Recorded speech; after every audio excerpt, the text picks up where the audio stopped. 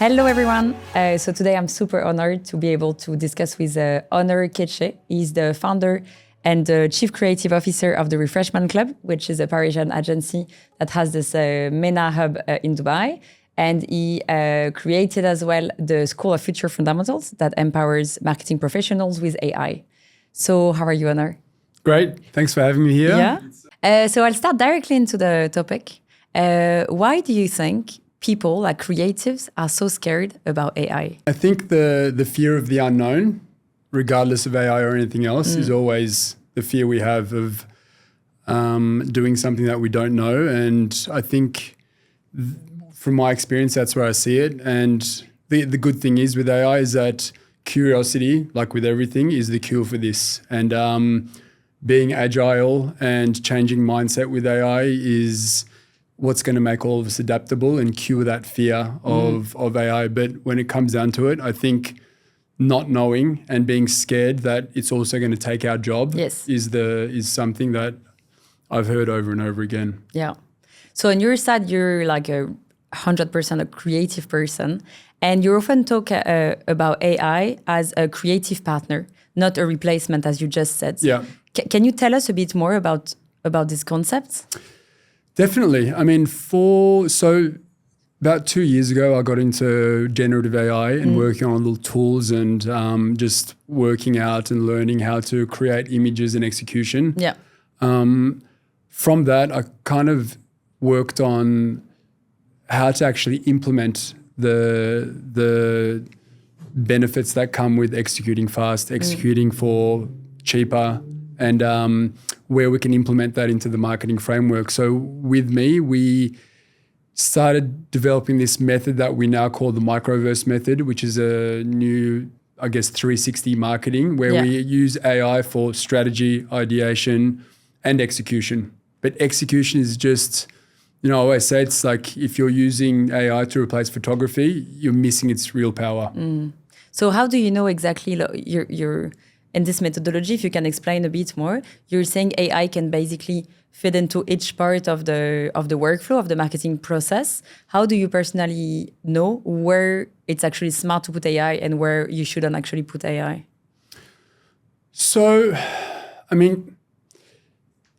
kind of understanding the outputs you want to achieve and what you're trying to do. Like we always go back to the fundamentals of advertising, and this is, our education arm's called the School of Future Fundamentals, because I always, having worked in advertising for over 20 years, the strategy, the ideation, that component is what's key of effective communication to me. And like no one's dying for more content. Yeah. Everyone's dying to be swept off their feet, and if your brand can do that, you're always going to be, on top of mind. So we try to, in my approach, getting consumer insights, getting brand insights, getting cultural insights.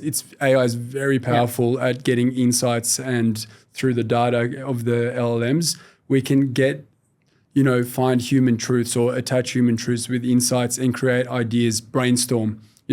I, as a creative, brainstorm with ChatGPT or Claude or LLMs, and it's so useful. But we always put the humans in the center because, ChatGPT can give you 50 headlines if you want. But you need to also understand what's the best one for your brand at that moment, at that time, the tonality, the brand language.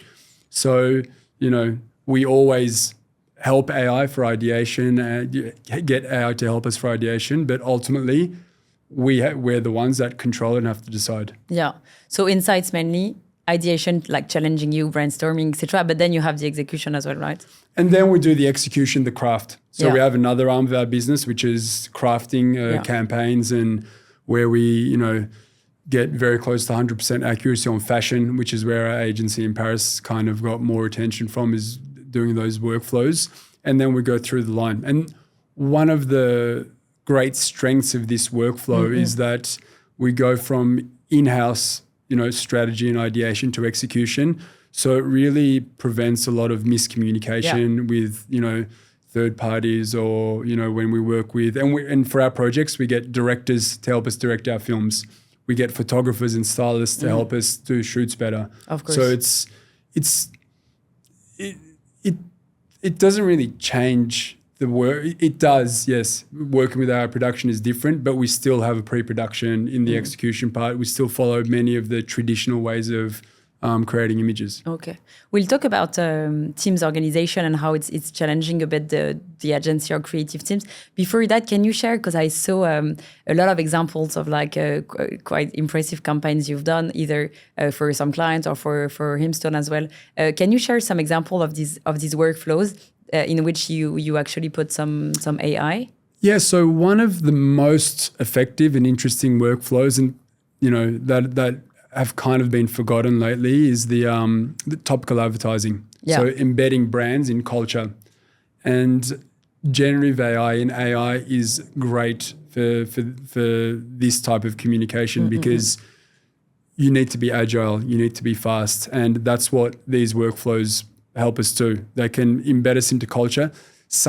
We can find a lot of trends, but for an example I'm going to give, it was for the Coldplay Kiss Cam, which was just a global trend, and it was something that just within a few hours was filling up all our Instagram feeds, crazy. And we said, let's attach a brand to this, and Heimstone, since it's an in-house brand for us, it was easy to get approvals. Yes. Yeah. And this is one of the challenges also is we can be very agile with creativity and execution, but if we have a huge approval process from the brands, we can miss that opportunity. Yes. But for this Kiss Cam moment, what we did was it was effectively a stunt. We created a T-shirt where we had the lady that was on the T-shirt, and you could wear the T-shirt and reenact the moment, and it was a funny stunt, and we got a lot of lovers and haters of the concept, and but overall it was the most effective piece of communication that we've ever done for the brand. It got a 38-to-1 ROI on the Meta platform. Oh wow.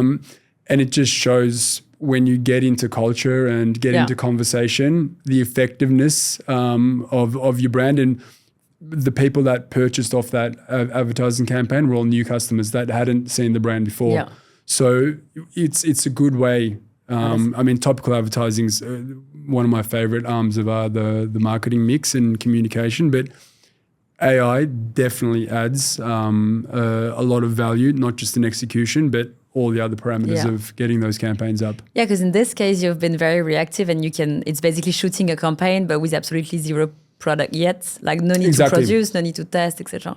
And this is, for me, why ideation is always at the centerpiece of communication, is that coming up with ideas, they don't necessarily have to be expensive to execute, but it just the timing in this case it was key, and the campaign only ran for 2 days because afterwards that trend was done. Yeah, and it gives a great opportunity to smaller brands, actually, the ones that don't have the budget. So. Yeah, I mean, I think being disruptive, because there's so much content, especially with the power of generative AI tools today. It's so easy for anyone with a smartphone to create content.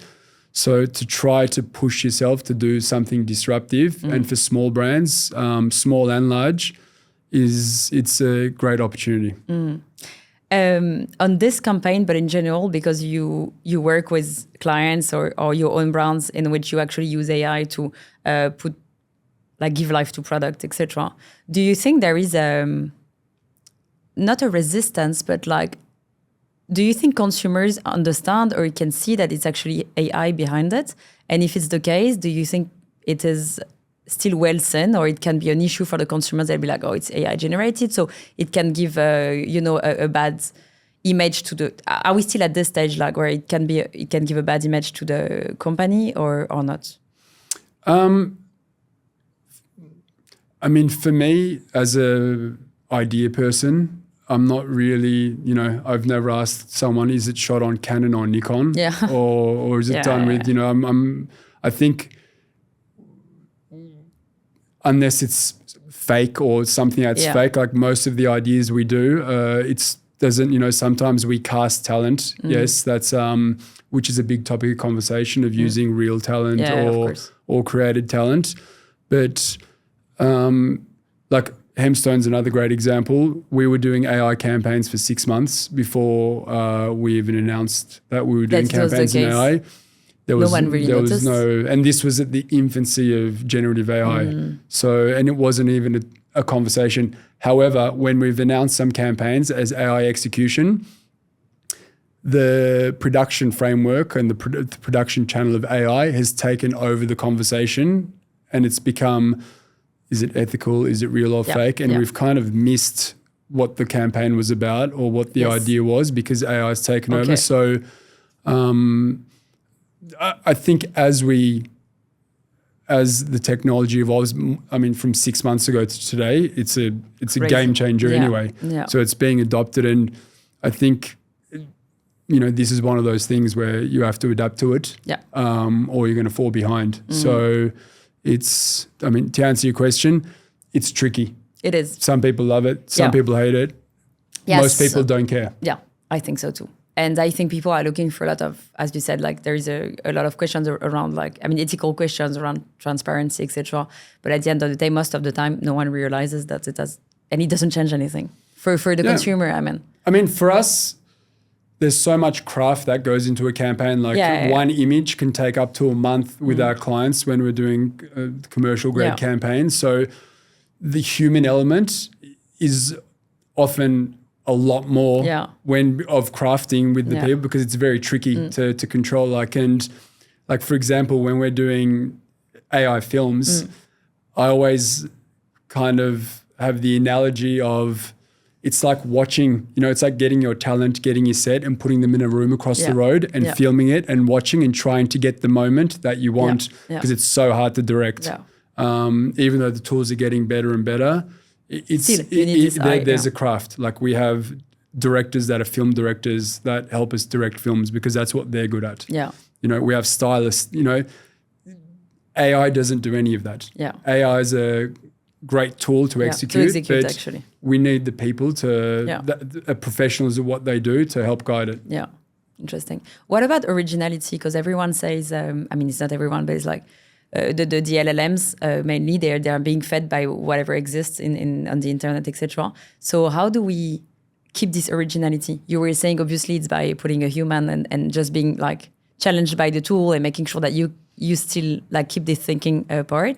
But is there a risk? Are we all going to end up creating the same things? If your brand is not that strong, are we all going to create something that has no originality?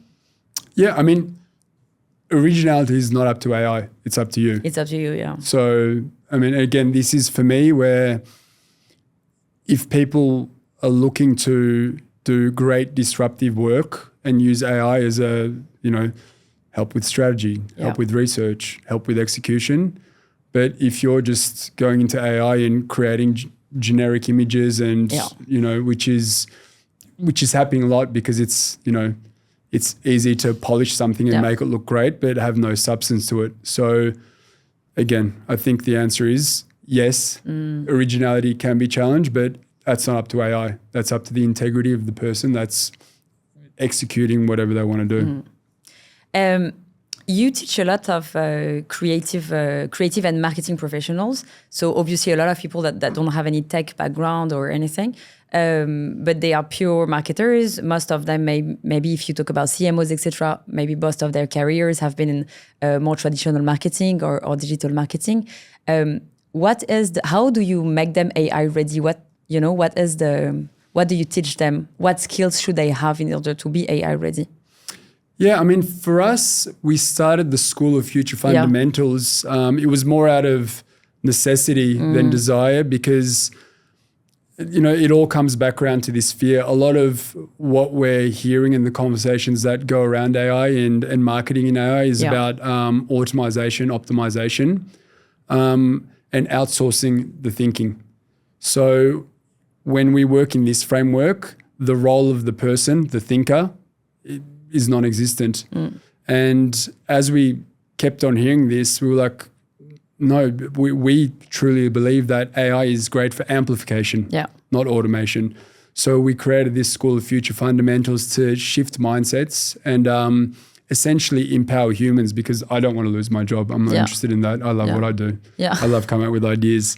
So from the workflows that we came up with and the approach, the new 360 approach that we have, it's evident that we need more people to do it, because the opportunity of creating more targeted, specific campaigns, broken down from like global to local to niche, it's possible now with the efficiency of our production. Yeah. Typically, traditionally, the production budgets have been a blockade of creating multiple different executions. We don't have that now with AI. So we're able to go much lower down the funnel, and instead of serving conversion ads or creating, customized conversion campaigns, we can do brand. Yeah. So that's one of the things that we teach, is not a process or a workflow or tools, more that this is what's possible now with technology. What you couldn't do before, you can, but again, you just want to do that. If you can break down your global campaign to, identify new audiences and target specific campaigns under that umbrella, but it's more work. It's actually more work for people to do. Yeah. So and it's more effective. You create more relevant communications more of the time, and this is a great opportunity for CMOs today, and or not CMOs, for brands to go against just generic content. Yeah. And it actually makes it's putting ideas and disruptive thinking in the spotlight, because, every time you go on your feed, like, I'm fact checking news constantly, and, it's like there's so much trash that we're all just consuming. That's, exciting. Yeah. So it's all about, like, as you say, shifting their mindset, and they should be like thinking with AI, but not outsourcing their brain or their thinking to AI, which is, you're saying, like, the ones that will learn to think with AI will be the ones, as you said, keeping their jobs, right? Yeah, I mean, I think it's such a powerful tool. It is. To not, it's like, going into being a creative and saying I'm not using Adobe tools. Yeah. So I think it's not even a conversation, but you're not going to lose your job to AI. You're going to lose your job maybe to the person that knows how to utilize AI to be able to create better. Yeah. You mentioned a bit earlier about ethics, etc. Do you have any, maybe not guidelines, but like, if you start as let's say I'm a creative director, I want to start using generative AI, are there key things I need to keep in mind when it comes to ethics? I mean, same ethics as your integrity to create. I mean, it's very easy to prompt someone, something, a style. It's very easy to take an ad or take anything and make it look like it. So it just depends on, I think as a creative people, to me, it's people that want to come up with different ideas and new ideas. So, stepping into the world of AI is very easy, because you can ask ChatGPT the silliest questions and it's not going to judge you. On YouTube you can find tutorials on anything. It's the barriers to entry are very low. It's just, you just need that desire to be, if you're not using it, to be curious. And but I think today, like, it's embedded into everything we do. Yeah, it is. What about the teams? So you said you still work with creative directors, with stylists, etc. If you project yourself in, let's say, 5 years, do you think this the roles are going to evolve? Like, are we going to have like hybrid sort of profiles, or are we still going to have the creative director as it is right now? Like, how are the teams going to be shuffled? Because obviously there are some tasks that are being replaced, others that are evolving. So how do you see this evolve? Very good question. I can't see that far into the future. Yeah, that's what I was going to say. Like, maybe 5 years is a bit too far away. It's really exciting for me, this phase, because with AI, the need for disruptive thinking is becoming more central, because content doesn't work. We're flooded with content. We're numb of seeing, generic images, amazing looking images, campaigns with no substance, which is incredibly easy to create and incredibly ineffective. So I'm hoping to see a big shift into an investment in ideas, disruptive thinking, and I want to see exciting campaigns, exciting activations when I go out. Like I said, I want to be swept off my feet, or I want to feel something when I see a communication, not just another, sake of feeling this algorithm anxiety with we need more content, we need to be more every 8 hours, we need to post, or whatever the need is to feel, switching to we need to understand our consumers better and make more relevant communication to make them love our brand. That is I see a big risk when I have some clients that have brands that are quite well known here in the region. And I think what happened these last couple of years is that they recruited an army of people working on social media, and they produce content like it's basically like a factory of content. But then the brand is a bit lost in translation into this, because you need to do a lot of quantity, but you forget about like, are we actually representing the brand correctly? Are we trying to work and think about, as you said, like thinking a bit out of the box of concepts that are quite new? So that's a bit the risk, right? Completely losing your identity because of this production easiness, because you can produce a lot, so you end up producing so much, but then you stop, you don't take a step back and think about, okay, what's my brand strategy, etc. 100%. It's a risk and an opportunity for people that take another route. That do it too, actually, I always, think about in your marketing, you want to spend, 70%, 80% of your budget on media. Yeah. And, 30, 20%, maybe 40% on production and agency fees. So what I really want to save on is the media component. That's a big chunk. But if you save on the production, then you're going to be paying more for your CAC, your CPA costs. Yeah. It's just inevitable. Yeah, of course. And it's, like I said this in an article the other day, where you can't cook a 5-hour amazing Italian ragu sauce in 5 minutes. And you can't move someone with just a flood of content. You have to, it's unfortunately like you need to do that thinking and create something disruptive. It does take time. Yeah. And sometimes AI can do that. I don't know. In our approach, we love coming up with ideas. So we would never give that strength to, ask AI to do, maybe brainstorming, yes, but creating content for the sake of content, it's just ineffective. Yeah.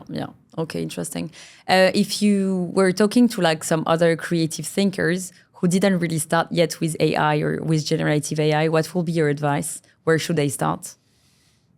Just start. Just Somewhere? start.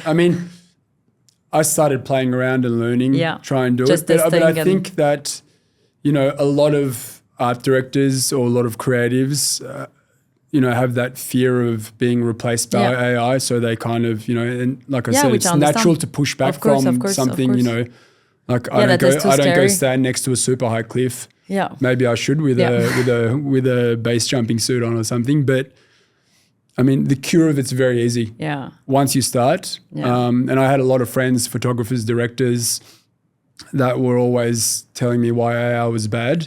They're all using AI today. It's just, and they use it all in their different way. Yes. But what I do or what they do they do it in their way, their different workflows. And which is amazing, because it's like, if it can help them solve a few things in their jobs already, it may be different than you. Maybe you enjoy doing things that they don't enjoy doing, etc., etc. But when you say start, does it mean like, okay, open a tool and just try? Yeah. Open it. The tools most often free when you get a subscription. You can start with something, play around. But even on Photoshop, it's embedded with Gemini 2.5, Context Pro, all the generative fill with Adobe. Like it's embedded into everything today. It's the execution part is easy. The creativity doesn't change for me. Yeah. It empowers ideas, because the ideas that we couldn't do before, now we can. So what it's pushing our team to do is think of more different ideas, more of the impossible ideas that we couldn't do, and that's why it's so exciting. Yeah, that's why I'm like, AI is not a replacement. It's just empowering. And the duality of there's this, visual content pollution that we need to be disruptive of. It's putting the spotlight on creativity. On creativity. So for me, it's an amazing time to be creating. Yeah. So just as a last question, what makes you that optimistic about this generation of creators that are being raised or that are already being trained, while they study, etc., on AI? What makes me I'm optimistic and you look scared. Optimistic. Because I'm very much about, I was lucky enough to start in advertising and go through this, sleeping under the office desk, rounds and rounds of reviews, and understanding strategy, working with planners, working with a lot of different experts in what they did. And I fear today that that art's kind of being lost. Everything's going down into content, and we're losing the idea. But then we see a lot of new trends, that has nothing to do with AI, like new ways of communication coming through. So that's always exciting, and we try to stay on top of what are the trends, what's happening, especially in the region here. Yeah. There's a lot of experiential stuff. There's a lot of cool things. Retail is changing, and so it's always new ideas is what's exciting for us. And I think as people have access to more of everything, we're going to see naturally more different ideas spawn. Yeah. Okay. So let's be optimistic. Thank you so much for your time. Thanks for having me. Thank you so much.